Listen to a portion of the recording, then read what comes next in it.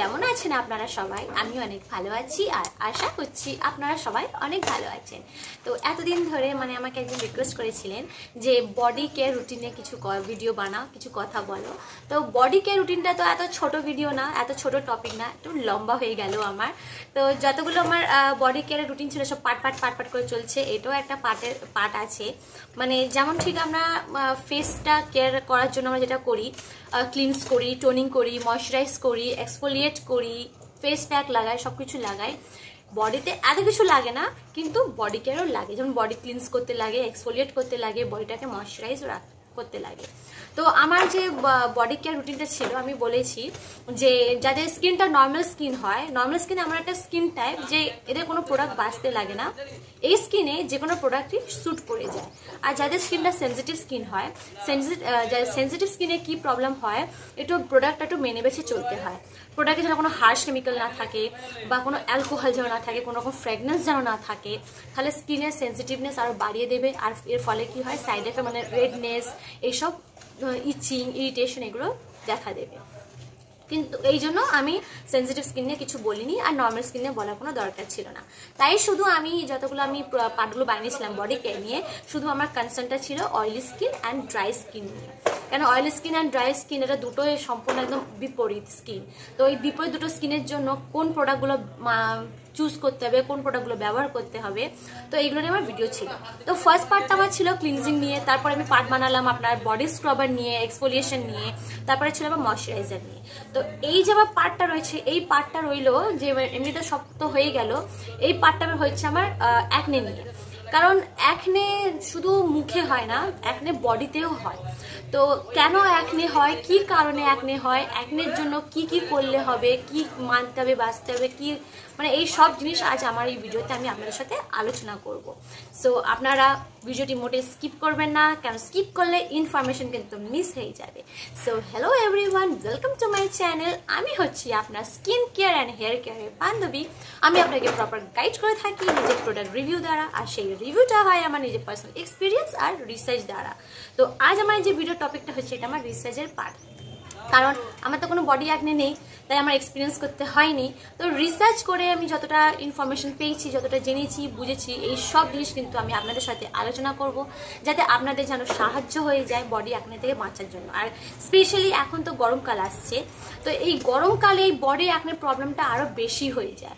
তো যারা এই প্রবলেমে ফেস করছেন, এই প্রবলেমে যারা রয়েছেন, তাদের জন্য এই ভিডিওটা খুবই কিন্তু ইনফরমেটিভ আছে, খুবই ইউজফুল ভিডিও এটা।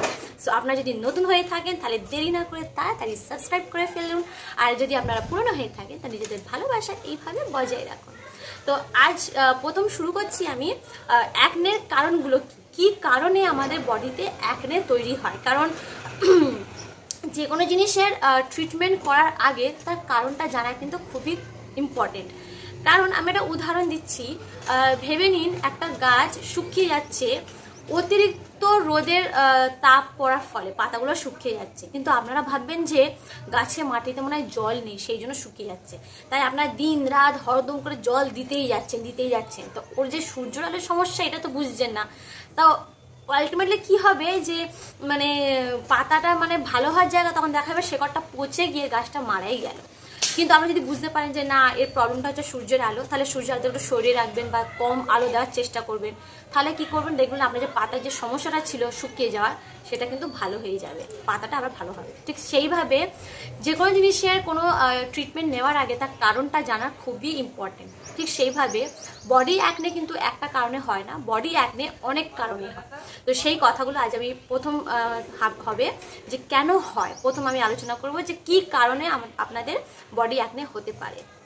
তো বডি অ্যাকনে যেটা হয় অনেকটা মুখের অ্যাকনের মতন, মুখে যেমন দানা হয় না, পিম্পলস হয়, ঠিক বডিতেও ঠিক সেইভাবে আপনার অ্যাকনেটা হয়, সেটা দানাটা হয়। তো যেটা মুখে হয় সেটাকে আমরা বলি ফেশিয়াল অ্যাকনে, আর যেটা বডিতে হয় সেটা আমরা বলি বডি অ্যাকনে। এইটা তো এই জিনিসটা কেন হয়, অ্যাকচুয়ালি কি হয়, আমাদের স্কিনের তলায় সেবাসিয়ান গ্ল্যান্ড থাকে, সেই গ্ল্যান্ড থেকে ওই যে সিবিয়নগুলো সিক্রেশন হয়।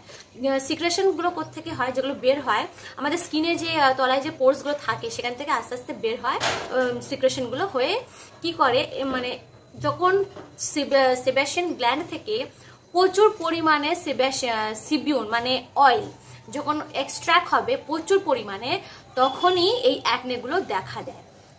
মানে এক্সেস অয়েল প্রোডাকশনটা হলেই কিন্তু বডি অ্যাকনে হবে, এটা একটা কারণ।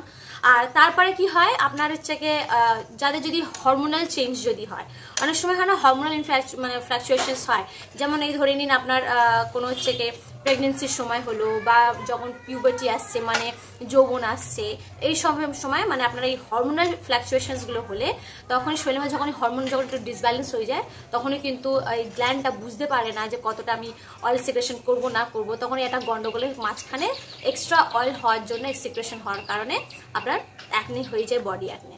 তারপরে অনেক সময় দেখা গিয়েছে যে আপনারা অনেকজন হয় যে তারা আন্ডার মেডিকেশন থাকে, তো এমন ওরা ওষুধ খায়, এমন ওষুধ ওরা নিতে থাকে, সেই ওষুধের জন্য কি হয় বডি একটা ডিসব্যালেন্স হয়ে যায়, তার ফলে এক্সেস অয়েল সিক্রেশন হয়।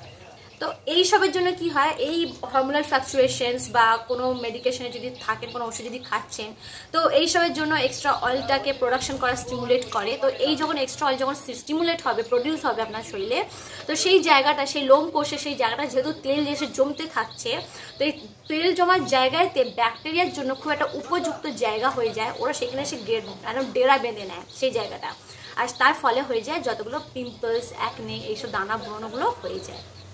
আর এটা কি হয় যে যখন আপনার স্কিন সেলসের পোর্সগুলো ক্লগড হবে। ক্লগড কিভাবে হয়, আমি যেহেতু বললাম যে এক্সফোলিয়েশন করা খুবই দরকার, কেন স্ক্রাবিং যখন আমরা করি, বডি স্ক্রাবিং যখন করি, তখন কি হয় যে ডেড সেলসগুলো থাকে, সেগুলো আপনার অনেক সময় বলা হয় যে আমাদের হিউম্যানে প্রতিদিন আমাদের বডি থেকে আপনার ডেড সেলসগুলো শেড করে, ঠিক আছে, কিন্তু অনেক সময় দেখা গিয়েছে যে লোমকূপে মাছে সেই ডেড সেলসগুলো এসে জমতে থাকে। তো বডি এক্সফোলিয়েশন করলে কি হয়, সেই ডেড সেলসগুলো সরে যায়, পরিষ্কার হয়ে যায়, তো একটা মানে পরিষ্কার ত্বকে সেখানে আর কিছু হয় না। কিন্তু অনেকজন এই যারা স্ক্রাবিং করে না, সেখানে এসে যেহেতু এই ডেড সেলসগুলো এসে জমতে থাকছে, তারপরে যতগুলো এই অয়েল আছে, ধুলো, ময়লা, এগুলো সে যখন জমতে থাকছে, এগুলো জিনিসগুলো জমে জমে এক জায়গাটা জমে যায়, আর জমে যাওয়ার ফলে এখানে একটা ব্যাকটেরিয়া তৈরি হয়ে গিয়ে একটা ব্লকেজ করে ফেলে। ব্লকেজের ফলে ব্যাকটেরিয়া হয়ে ফলে কি হয়েছে আপনার অ্যাকনে তৈরি হয়ে যায়। তারপরে এই যে ব্যাকটেরিয়া কথা বলছি, এই ব্যাকটেরিয়াটা আপনার নাম হচ্ছে কিউটি ব্যাকটেরিয়াম অ্যাকনেস।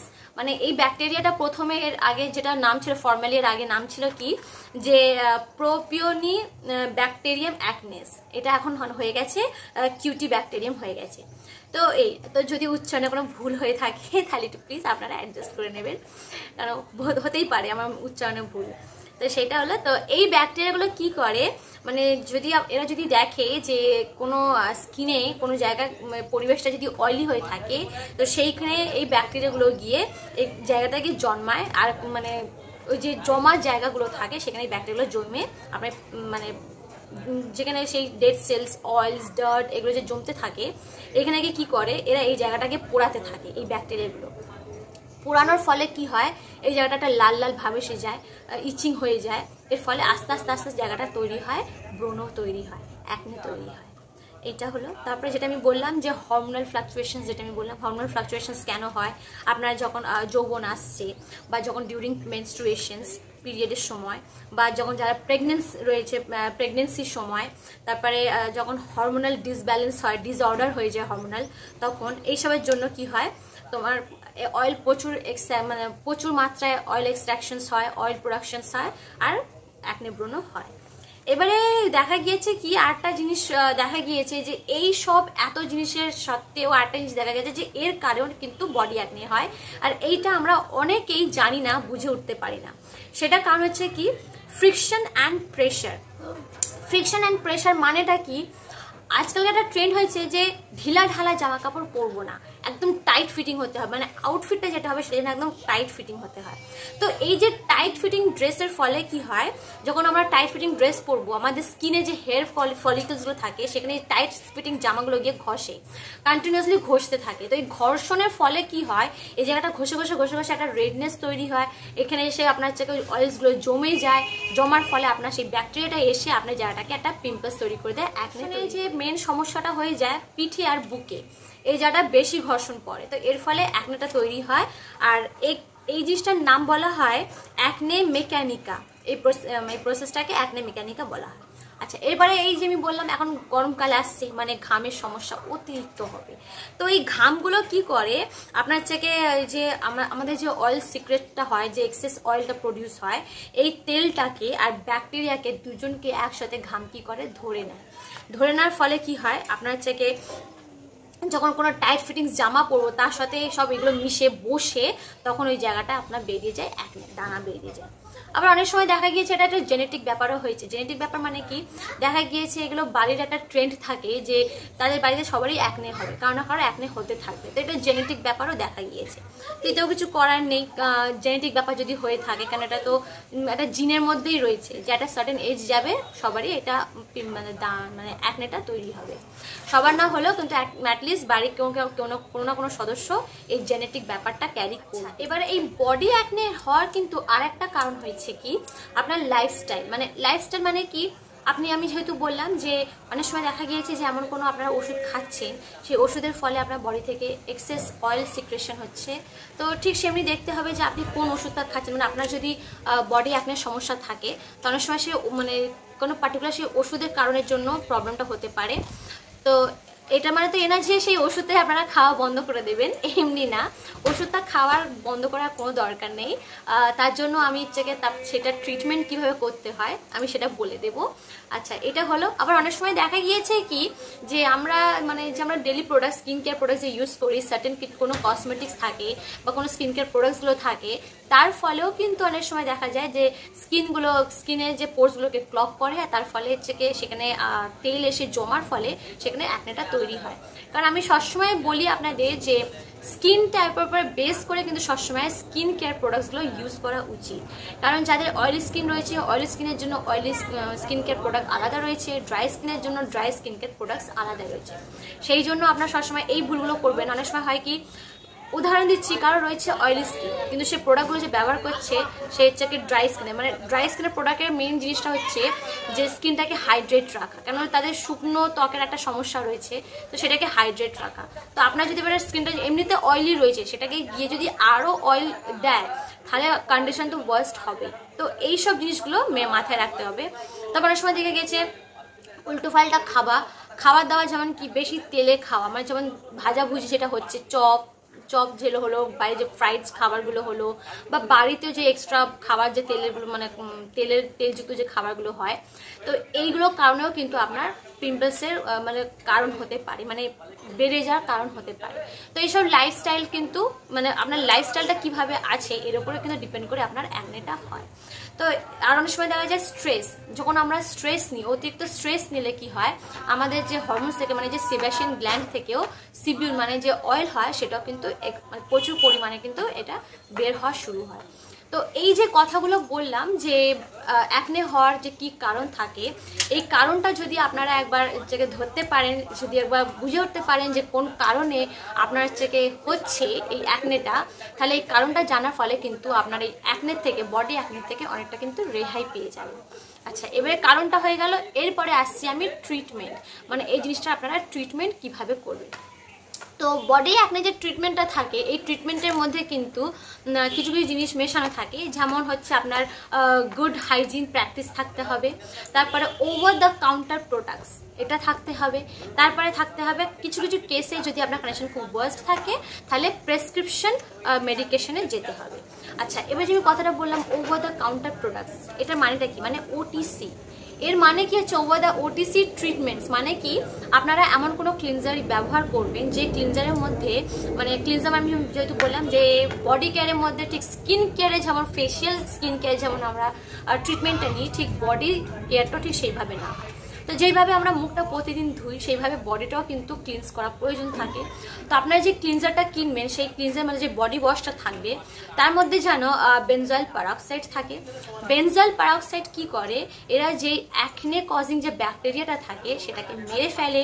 তারপরে স্যালিসাইলিক যেন থাকে, স্যালিসাইলিক অ্যাসিড কি করে, এই যে পোর্সগুলো যেগুলো ক্লগ হয়ে থাকে এই পোর্সগুলোকে আনক্লগ করে দেয় এক্সফোলিয়েশন করে। মানে স্যালিসাইলিকের কাজ হচ্ছে এক্সফোলিয়েশন, আর এরা কি করে যতগুলো ডেড সেলসগুলো থাকে সরিয়ে দেয়। আচ্ছা, তারপরে থাকে আপনার আলফা হাইড্রক্সি অ্যাসিড মানে AHAS, যেমন কি গ্লাইকলিক অ্যাসিড, এটাও এক্সফোলিয়েশন। তো যদি কোনো মানে যাদের অ্যাকনে প্রবলেম থাকবে, বডি অ্যাকনে প্রবলেম থাকবে, তো আপনারা এমন কোনো বডি ওয়াশ কিনবেন যার মধ্যে আপনারা এই ইনগ্রিডিয়েন্টসগুলো যেন থাকে, তাহলে আপনার বডি অ্যাকনে থেকে অনেকটাই আপনারা রেহাই পাবেন।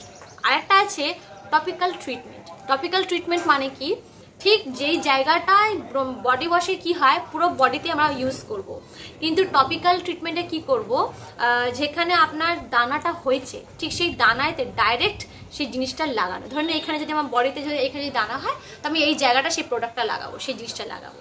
তো সেই জিনিসটা কি হচ্ছে আপনার ট্রিটমেন্টের জিনিস যেটা আমি বললাম, বেনজয়েল পারক্সাইড আর স্যালিসাইলিক অ্যাসিড, দুটোর মধ্যে কোনো একটা জিনিস আপনারা কিনে ডাইরেক্ট সেই অ্যাকনের উপরে দিতে পারেন।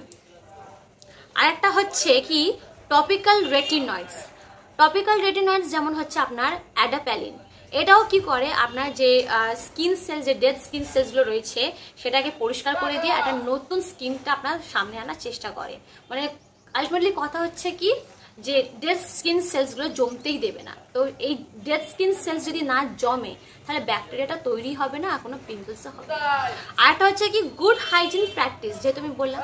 তো গুড হাইজিন প্র্যাকটিসটা মানে কি হচ্ছে, আমি যেহেতু বললাম যে অ্যাকনে কখন হয়, যখন আমরা ঘেমে যাচ্ছি, ঘামের সাথে যে ধুলো ময়লা অয়েলস এগুলো যখন একসাথে মিশছে, স্কিনে ঘষণ খাচ্ছে, তখন সেখানে হচ্ছে ব্যাকটেরিয়া তৈরি হচ্ছে। তো যখনই আপনারা ঘেমে যাবেন, বিশেষ করে এখন এই গরমকালে ঘেমে গেলেই সঙ্গে সঙ্গে আপনারা কিন্তু বডি শাওয়ার নেবেন, স্নান করে নেবেন। আর এই প্র্যাকটিসটা যেন রেগুলার থাকে, প্রতিদিন থাকে, এইটা রাখবেন। গাটাকে সবসময় পরিষ্কার রাখবেন, ঘাম গায়ে বসতে দেবেন না, ধুয়ে ফেলবেন, ভালোভাবে স্নান করে নেবেন।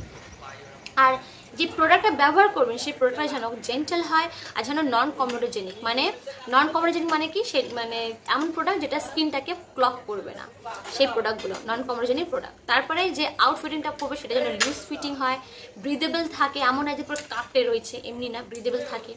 এগুলো করলে কি হবে, তাহলে আপনার স্কিনে কোনো রকম ফ্রিকশন হবে না, আর আপনার কোনো রকম সেমনি সোয়েট বিল্ড আপ করবে না, আর যার ফলে অ্যাকনে হবে না।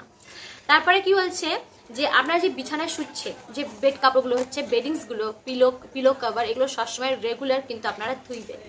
ধুইলে কি হয়, আপনার যখন আপনারা রেগুলার ধুইবেন, এর ফলে কি হবে যে যদি কারো মানে যাদের বডি অ্যাকনে থাকে, এটা তো একটা ব্যাকটেরিয়া, তো এই বালিশের কভার বলুন, বেডিং বিছানার চাদরে বলুন, যদি এই ব্যাকটেরিয়াগুলো কিন্তু লেগে থাকে, তো রেগুলার ধুইলে কি হবে, এটা আপনার হচ্ছে ব্যাকটেরিয়াগুলো ধুয়ে চলে যাবে, তাহলে জিনিসটা ছড়াবে না। মানে ধরুন এখানে রয়েছে ব্যাকটেরিয়াটা, কাপড়ে লেগে রয়েছে, এখানে লেগে গেল, তো এখানে একটা হয়ে গেল অ্যাকনে, তো এইভাবে স্প্রেড করবেন আপনার শরীরের মধ্যে। তারপরে এই অনেকজনের দেখবেন এই খোঁটাখুঁটি আর টেপা গালা অভ্যাসটা থাকে, এটা কিন্তু খুবই খারাপ।